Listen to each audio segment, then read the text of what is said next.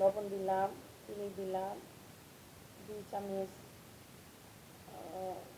দুধ দিলাম, 1 চামচ তেল দিলাম, আর 2 চামচ হলো ইস্ট দিলাম, আর একটা ডিম দিলাম, আর 3 কাপ ময়দা, 2 চামচ ইস্ট, অল্প নর্মাল পানি দিয়ে গুলে নিব।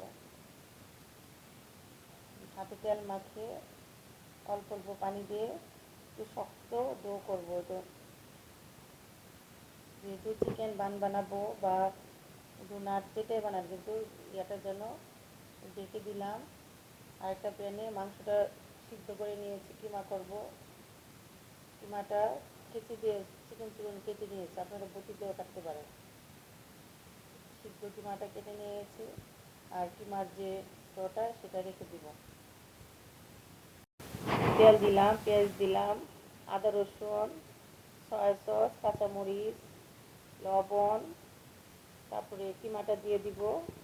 আর একটা কাপে এই যে সয়া সস দিয়ে দিলাম, আর গোলমরিচ। একটা কাপে দুধ দিলাম, চিকেন স্টোর মধ্যে দুধটা দিলাম, আর কর্নফ্লাওয়ার দিয়ে গুলে এটা দিয়ে দিলাম কিমাটার ভিতরে, আর ধনিয়া পাতা দিয়ে নাড়িয়ে নামিয়ে ফেললাম ঠান্ডা করার জন্য।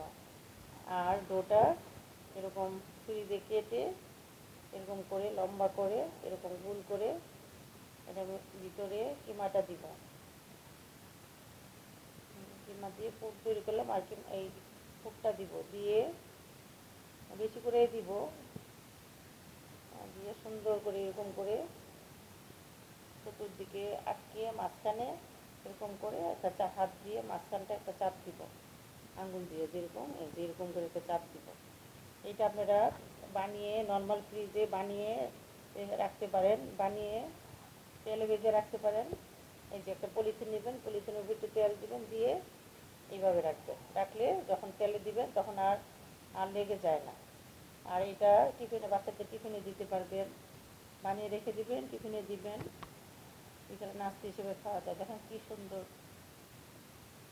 ফুলে গেছে। আর বানিয়ে কিছুক্ষণ রেখে দিবেন, তারপরে ভাজবেন। হয়ে গেল আমার চিকেন বান। দেখেন ভিতরেটা কি সুন্দর হয়েছে। আপনারা এটা পার্টি মানে ভিতরে কিমা ছাড়াও বানিয়ে খেতে পারেন।